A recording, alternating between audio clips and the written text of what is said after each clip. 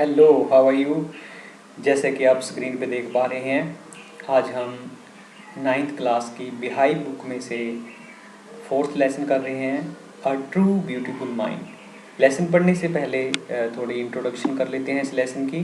First of all, who do you think of when you here the word genius. अगर आप genius word सुनते हैं तो आपको आपके मन में किसका नाम आता है कि वो जीनियस है, या जीनियस का मतलब प्रतिभावान व्यक्ति, जिसमें प्रतिभा हो, वो व्यक्ति को जीनियस कहा जाता है। Who is a genius, what qualities do you think a genius has. तो जीनियस व्यक्ति में, जिस बंदे में प्रतिभा है, प्रतिभाशाली व्यक्ति है, उसमें क्या क्या क्वालिटीज़ होती हैं। We shall now read about a young German civil servant who took the world by storm about 100 years ago। तो हम एक ऐसे जर्मन नेशन के यानी जर्मनी के एक ऐसे पर्सन के बारे में पढ़ेंगे जिसने पूरे संसार को एक नए नए सिद्धांतों से, नई नई थ्योरीज़ के साथ सुसज्जित किया, नई थ्योरीज़ लेके आए। इन द समर ऑफ 1905, 1905 में क्या हुआ कि वो 26 साल का जो पर्सन था, published in a quick succession 4 ground breaking papers. उसने 4 पेपर्स पब्लिश किए, 4 आर्टिकल्स लिखे, जिन्होंने इस जो साइंस की जो वर्ल्ड साइंस है उसको बदल के रख दिया। साइंस की जो फील्ड है, अबाउट लाइट के बारे में, प्रकाश के बारे में, मोशन ऑफ पार्टिकल्स के बारे में, इलेक्ट्रोडायनेमिक्स के बारे में, electrodynamics of moving bodies and energy के बारे में उन्होंने 4 पेपर लगातार लिखे। His work took up only a few pages in scientific journal। जो साइंटिफिक जर्नल हैं, जो मैगजीन्स हैं, उसमें थोड़े पेजों पे ही उनका, थोड़े कागज़ों के ऊपर ही उनका काम लिखा गया है। बट चेंज्ड फॉर एवर और understanding of space, time and the entire Cosmos. ये जो पूरा स्पेस है, पूरा ब्रह्मांड है, इसके बारे में जो हमारी अंडरस्टैंडिंग है, समय के बारे में जो भी अंडरस्टैंडिंग है, स्पेस के बारे में, उसको बदल के रख दिया। And transform the name Einstein into a synonym for genius. तो आइंस्टीन का जो समानार्थक है वो जीनियस है, प्रतिभावान व्यक्ति है। 50 years after his death, Albert Einstein is genius still reigns. तो उसका जो जीनियस है, उसकी जो प्रतिभा है, अभी तक भी वो राज कर रही है, क्योंकि उन्होंने ऐसी थ्योरीज दी, ऐसी सिद्धांत दिए, जिन्होंने जो पहले की साइंस थी और फ्यूचर साइंस है उसको बदल के रख दिया। हमारी understanding of the world, space, time, तो एनर्जी, मास, ये डिफरेंट जो साइंटिफिक टर्म्स हैं उनके बारे में हमारी अंडरस्टैंडिंग को बदल के रख दिया। Albert Einstein was born on 14 March 1879। Albert Einstein का जन्म कब हुआ? 14 मार्च 1879 को हुआ, और जर्मनी में हुआ। उल्म उस जगह का नाम है। Without any indication that he was destined for greatness. अभी कोई, जब वो जन्मा तो ऐसा कुछ भी नहीं लगा कि वो एक ग्रेट पर्सन बनेगा, कोई आइडिया ही नहीं था। On the contrary, his mother thought Albert was a freak. तो परंतु उसके बदले में उसकी मदर को क्या लगता था, एल्बर्ट आइंस्टाइन की मदर को, कि ये तो फ्रीक है, एक तो ये एक नॉर्मल पर्सन है। फ्रीक मतलब कोई नॉर्मल बिहेवियर, अनयूजुअल बिहेवियर करता है, और नॉर्मल लोगों की तरह बिहेव नहीं करता, ना तो दिखने में ना ही बिहेव करने में। To her his head was steamed much too large. उसको लगता था, उसकी मदर को, कि सिर बहुत बड़ा है इसका, तो यानी अपीयरेंस से, यानी देखने से, बोलने से, बिहेव से वो लगता ही नहीं था कि वो इतना बड़ा एक साइंटिस्ट, इतना बड़ा एक पाथ ब्रेकिंग काम करेगा, इतने बड़ी बड़ी थ्योरीज को प्रयोग करेगा और थ्योरीज को सामने लेके आएगा। At the age of 2.5, Einstein still wasn't talking. अभी वो 2 साल का, 2.5 साल का हुआ तो अभी तक वो बोलता ही नहीं था। When he finally did learn to speak, he uttered everything twice। जब वो फाइनली सीखा भी बोलने को, तो वो एक चीज़ को 2 बार बोलता था। Einstein didn't know what to do with other children. Einstein को इतना भी आइडिया ही नहीं था, अभी वो बच्चा था, तो उसको ये नहीं पता था कि मैं दूसरे बच्चों के साथ क्या करूँ, कैसे खेलूँ, कैसे बात करूँ, उसको ये कुछ भी नहीं पता था। And his playmates called him brother boring. उसके जो साथी थे उसको क्या कहते थे? ये तो बोरिंग पर्सन है, ब्रदर बोरिंग है। So the youngster played by himself. तो वो अपने आप ही खेलता रहता था अकेले में ज़्यादा time, much of his time, ज़्यादा टाइम वो अकेला ही खेलता रहता था। ही स्पेशली लव्ड मैकेनिकल टॉयज़, उसको मैकेनिकल टॉयज़ बड़े पसंद थे, यानी जो जिसमें मैकेनिक्स इंक्लूड हो, मशीन्स हो, उन टॉयज़ के साथ खेलना बड़ा पसंद था उसको। Looking at his new born sister, अपनी अपनी छोटी बहन को जो इसका नाम माजा था, उसको देख कर ही बोलता he is said to have said, उस ये कहा जाता है उसने क्या कहा, fine but where are her wheels. वो इतना मैकेनिकल माइंड था, वो अपनी छोटी बहन जिसका अभी भी जन्म हुआ उसको देख कर कहता कि इसके टायर कहाँ हैं। तो he was so mechanical, so scientific person he was, कि उसने ये क्वेश्चन किया। A headmaster once told his father that what Einstein chose as a profession wouldn't matter. तो उसके हेडमास्टर ने एक बार उसके फादर को कहा, आइंस्टाइन ज़िंदगी में कोई भी जीविका का साधन चुन ले, कोई भी प्रोफेशन चुन ले, कोई भी कार्य चुन ले, वो कामयाब नहीं होएगा। Because he will never make a success at anything, वो किसी भी काम में सक्सेसफुल नहीं हो पाएगा। यानी एक हेडमास्टर, एक मुख्याध्यापक के ये विचार थे उसके बारे में, क्योंकि उसका जो इनिशियल बिहेवियर था that was not that much motivating, इतना पॉजिटिव नहीं था कि जिसको देखकर कह सकते कि ये कुछ करेगा। तो Einstein began learning to play a violin at the age of 6 years का था, तो उसने वायलिन बजाना सीखा। Because his mother wanted him to, उसकी मदर चाहती थी, मम्मा चाहती थी कि ये सीखे बजाना। He later became a gifted amateur violinist maintaining the skill throughout his life. तो बाद में वो एमेच्योर वायलिनिस्ट बन गया, यानी कि अपने इंजॉय के लिए जो कोई काम करते हैं अपने जस्ट फॉर हॉबी और पर्सनल इंजॉयमेंट के लिए, तो उसको बोलते हैं एमेच्योर वायलिनिस्ट बन गया। वो वायलिन उसने पूरी ज़िंदगी बजाता रहा, क्योंकि वो स्किल को पूरी ज़िंदगी उसने नहीं छोड़ा। But Albert Einstein was not a bad people, वो एक बुरा विद्यार्थी नहीं था। He went to high school in Munich where Einstein's family had moved when he was 15 month. जब वो म्यूनिक में हाई स्कूल में उसके पेरेंट्स ने शिफ्ट किया, गए वहाँ पे, अभी वो 15 मंथ का ही था। And scored good marks in almost every subject, her subject में वो अच्छे नंबर लेता था। Einstein hated the school regimentation, लेकिन आइंस्टाइन को स्कूल की जो रेजिमेंटेशन थी, रेजिमेंटेशन मीन्स स्कूल का जो स्ट्रिक्ट डिसिप्लिन है, एक्सट्रीम यानी कि बहुत अधिक कड़ा जो अनुशासन है, उसको पसंद नहीं आया। And often clashed with his teacher, अपने टीचरों के साथ झगड़ पड़ते थे वो, क्योंकि उनको स्कूल का जो स्ट्रिक्ट डिसिप्लिन था वो बिल्कुल भी पसंद नहीं था। At the age of 15, Einstein felt so stifled there that he left the school for good. जब वो 15 साल के हुए, उन्होंने सोचा, बहुत स्टिफल्ड हो गए। स्टिफल्ड मतलब परेशान हो गए, ऐसे कि सांस भी ना आ रही हो, सफोकेटेड, स्कूल में सफोकेटेड फील करना शुरू कर दिया। उनको अच्छा नहीं लगा स्कूल में रहना, उन्होंने स्कूल छोड़ दिया म्यूनिक में जहाँ पढ़ते थे। The previous year Albert parents had move to Milan and left their son with relatives. तो पिछले साल उसके जो पेरेंट्स थे वो जब वो म्यूनिक में था, उसके पेरेंट्स मिलान में चले गए, इटली में चले गए, और उसके अपने बच्चे को रिलेटिव्स के रिश्तेदारों के पास छोड़ दिया। After prolong discussion Einstein got his wish to continue his education in German speaking Switzerland. तो काफ़ी डिस्कशन हुई कि अब इसने स्कूल छोड़ दिया, क्या किया जाए। तो उसके पेरेंट्स ने उसको अलाउ कर दिया स्विट्ज़रलैंड में जाने के लिए। आपको ये पता ही है शुरू में कि उसका बर्थ तो जर्मनी में हुआ, तो ओबियसली उसको जर्मन लैंग्वेज आती है। तो वो स्विट्ज़रलैंड में चला गया, उस एरिया में जहाँ जर्मन लैंग्वेज बोली जाती थी, in a city which was more liberal than Munich. तो वो ऐसे शहर में चला गया जहाँ वो ज़्यादा लिबरल था। लिबरल मतलब वहाँ पे ज़्यादा एक तरह से ईजीनेस थी, फ्रीडम टू स्पीक थी, काफ़ी फ्रीडम थी। लिबरल मतलब जहाँ पे एक दूसरे के विचारों को सुनने की, समझने की आज़ादी होती है, अपने ओपिनियंस जहाँ रख सकते हैं। Einstein was highly gifted in mathematics, तो मैथमेटिक्स में तो वो बहुत ज़्यादा गिफ्टेड थे, बहुत बढ़िया मैथमेटिक्स था उनका, और उनका इंटरेस्ट फिजिक्स में था। And after finishing school he decided to study at university in Zurich. तो स्कूल ख़त्म करने के बाद उन्होंने स्विट्ज़रलैंड में ही वहीं यूनिवर्सिटी ऑफ ज्यूरिक में पढ़ने का डिसाइड किया। But science wasn't the only thing that have appeal to the dashing young man with walrus मुस्टैचे।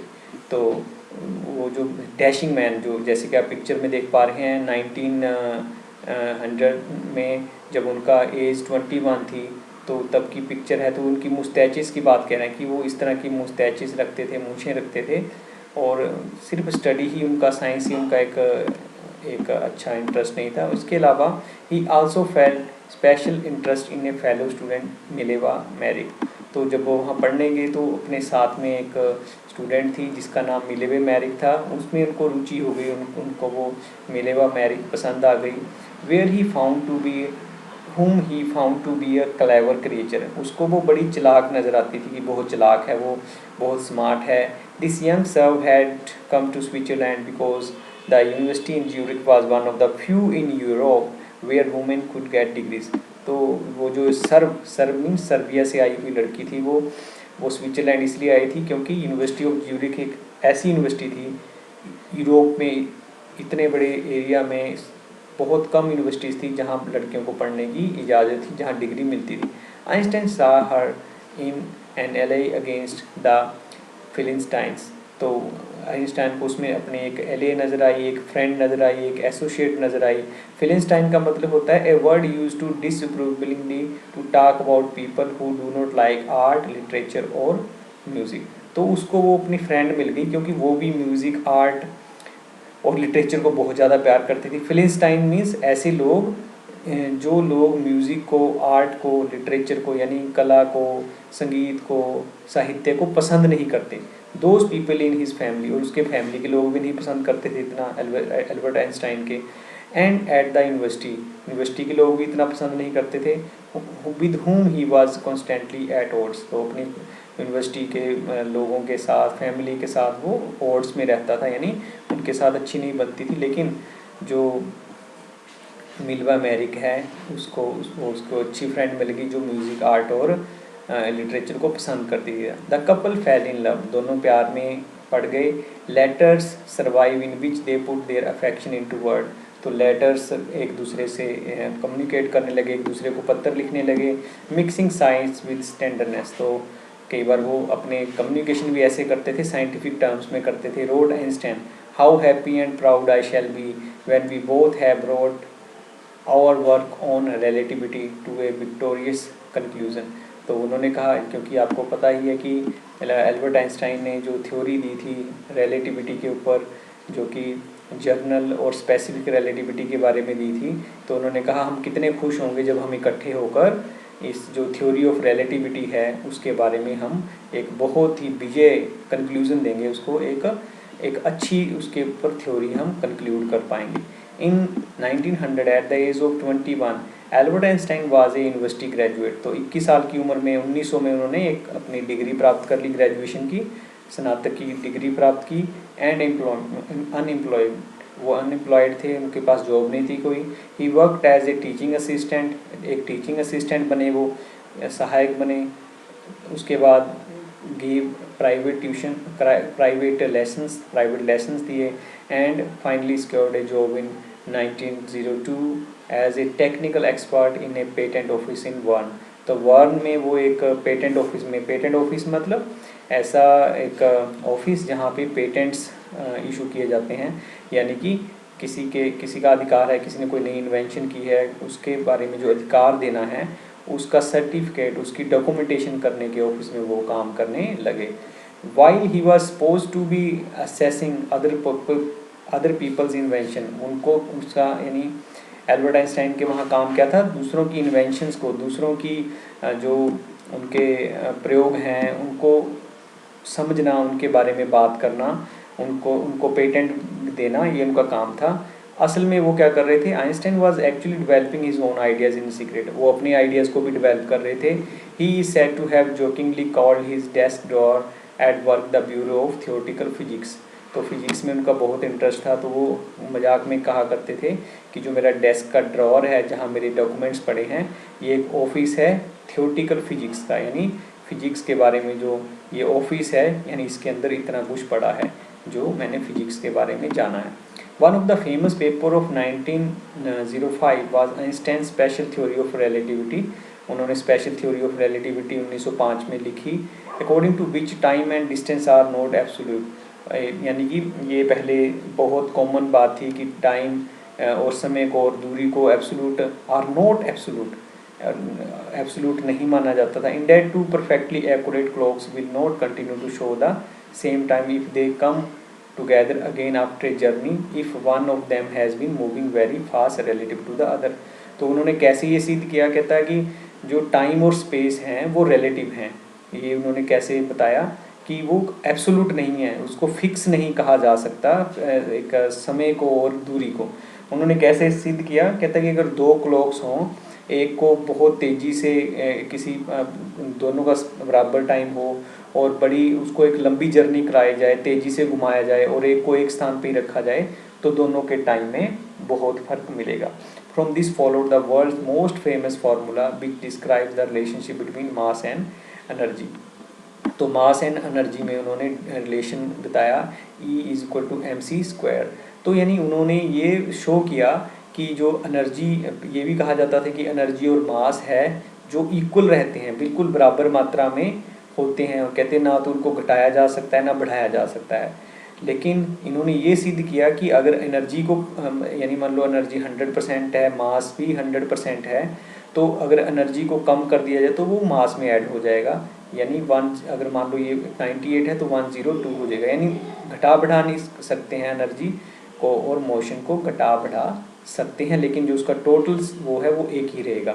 यानी एनर्जी और मास का जो इक्वेशन है वो टोटल वही रहेगा, लेकिन दोनों की मात्रा को कम, दोनों की मात्रा में से किसी को भी कम या ज़्यादा कर सकते हैं। तो ये इन्होंने बहुत ही E=mc² जो है बहुत ही बड़ी एक थ्योरी ऑफ रिलेटिविटी दी।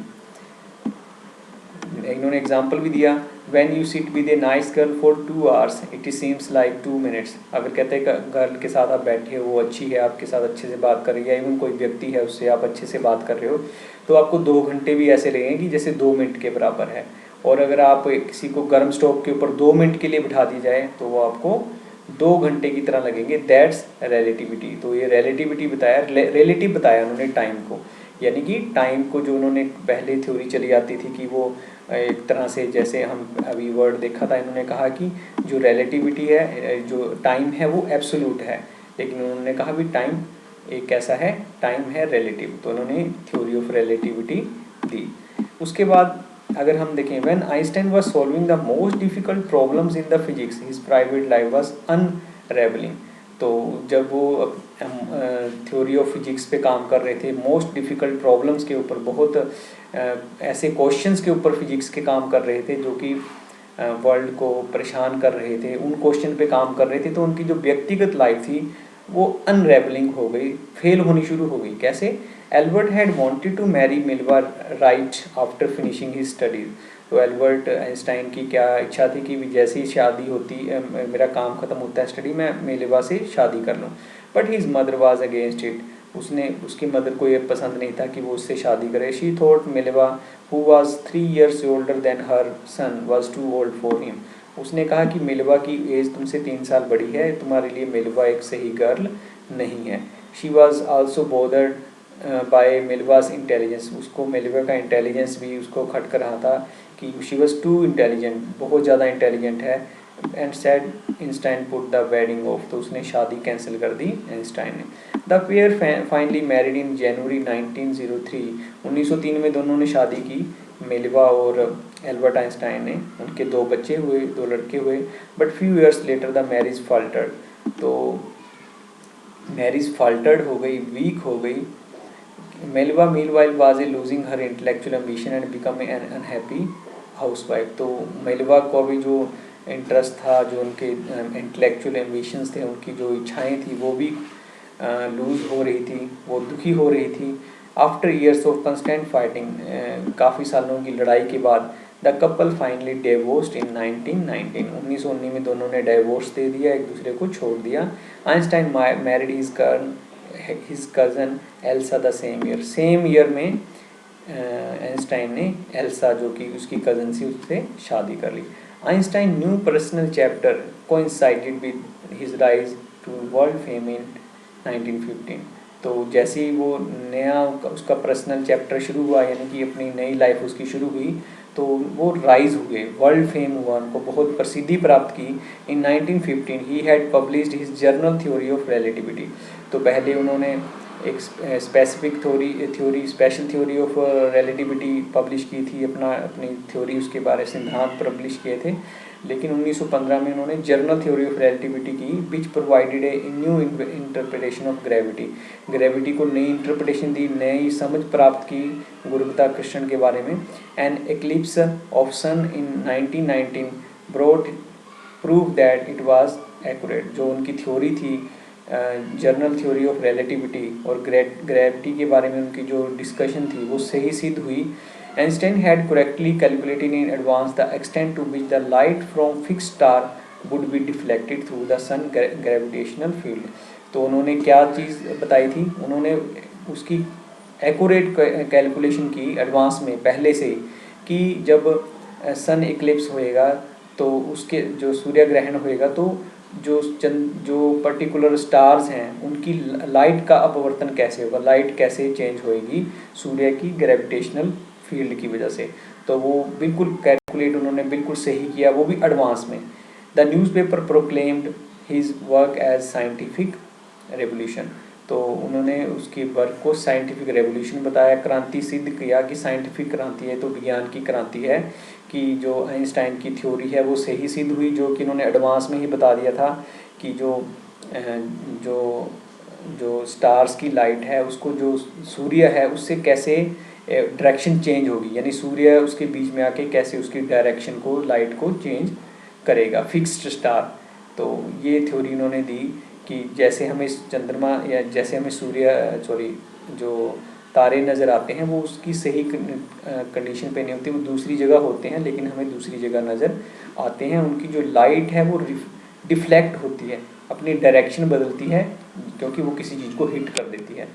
तो ये जो थ्योरी उन्होंने सामने रखी, इससे उनको बहुत ज़्यादा फेम मिला, बहुत ज़्यादा प्रसिद्धि मिली। Einstein received the Nobel prize for physics in 1921 में उनको नोबेल प्राइज़ भी मिल गया। He was showered with honours and invitation from all over the world and lauded by press. तो उसको बहुत ज़्यादा तारीफ मिली, बहुत उसके बारे में प्रशंसा की गई और अलग अलग देशों ने उसको अपने देशों में इनवाइट किया और उनको प्राइज़ दिए। When the Nazis came to power in Germany in 1933, Einstein immigrated to United States। तो नाजीज पार्टी जब जर्मनी में आई 1933 में, तो उन्होंने क्या किया, वहाँ से अपने आप को इमिग्रेट कर लिया परमानेंटली, वो यूनाइटेड स्टेट्स चले गए। जब जर्मनी में नाजीज प्रॉब्लम क्रिएट करने लगे तो उन्होंने वहाँ को छोड़कर वो यूनाइटेड स्टेट चले गए। 5 years later, the discovery of nuclear fission in Vernal had American physicists in an uproar। तो बर्लिन में जब न्यूक्लियर फिजन यानी न्यूक्लियर वेपन्स के रिलेटेड जो अलग अलग प्रयोग किए गए, उसके द्वारा अमेरिका में एक तहलका मच गया, अपसेट हो गए अमेरिकन फिजिस्ट की। ये क्या हुआ कि वो यानी न्यूक्लियर जो प्रयोग हैं वो क्यों कर रही हैं। Many of them had fled from fascism just as Einstein had, and now they were afraid the Nazis could build and use an atomic power. तो उनको ये डर था कि वो कई लोग फासिज्म से आए थे, यानी इटली से भाग कर आए थे मुसोलिनी के डर से, और कई आइंस्टाइन जैसे जो कि जर्मन से नाजीज की वजह से आए थे, उनको डर था कि क्या पता नाजीज एक एटॉमिक बम बना लें। यानी कि उनको डर पैदा हो गया कि ये जो न्यूक्लियर फिजन है, जो न्यूक्लियर प्रयोग कर रहे हैं, वो स्टेप कर रहे हैं न्यूक्लियर बम बनाने के, वो बहुत ही एक डर वाली बात है पूरे वर्ल्ड के लिए। At the urging of a colleague, Einstein wrote a letter to American president Franklin D Roosevelt on 2 August 1939। अपने एक कोलीग ने उनको आइंस्टाइन को कहा कि आप अमेरिका के प्रेसिडेंट को कहो, फ्रैंकलिन डी रूजवेल्ट को, कि ये जो प्रॉब्लम आ रही है ये बहुत बड़ी एक समस्या का कारण बनेगी। यानी कि a single bomb of this type, कहता अगर एक ऐसा बॉम्ब कहीं फटा, यानी कि जो वर्ल्ड वॉर का टाइम था, तो कहता है कि एक्सप्लोडेड इन ए पोर्ट, किसी जगह पे अगर हुआ, might very well destroy the whole port together with some of surrounding territory. कहता है अगर किसी पर्टिकुलर एरिया पे वो ब्लास्ट होगा तो साथ के बहुत सारे एरियाज को ब्लास्ट कर देगा। His word did not fail to have an impact. उसके शब्दों के में कोई इम्पैक्ट फेल नहीं हो पाया उनके शब्दों का, यानी उनके शब्द सही साबित हुए। अमेरिका ने भी क्या किया, American develops atomic bomb in a secret project of their own. Americans ने भी, क्योंकि वो अमेरिका आ चुके थे आइंस्टाइन, उन्होंने अमेरिकन ने भी चुपके से क्या किया, एटॉमिक बॉम्ब बनाने शुरू कर दिए। And dropped it on Japanese cities of Hiroshima and Nagasaki in August 1945। तो जब जापान में उन्होंने फेंक दिए अमेरिका ने, यानी जिस चीज़ का डर उन्होंने दर्शाया था वो अमेरिका ने ही कर दिया।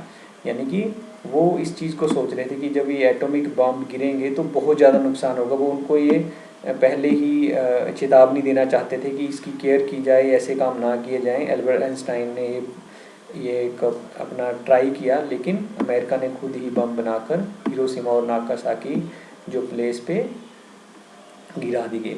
Einstein was deeply shaken by the extent of destruction. Einstein को बड़ा दुख हुआ इतना कष्ट और दुख देखने के बाद, इतने लोगों की मृत्यु के बाद, इतनी तबाही के बाद।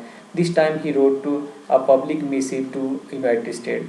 तो उन्होंने एक लेटर लिखा, बहुत लंबा और ऑफिशियल लेटर, एक ऑफिशियल लेटर लिखा यूनाइटेड नेशंस को, संयुक्त राष्ट्र संघ को लिखा। In it he proposed the formation of world government. उन्होंने कहा कि वर्ल्ड गवर्नमेंट बनाई जाए, एक पूरे संसार की एक सरकार बनाई जाए जो कि ऐसे काम करने से रोके।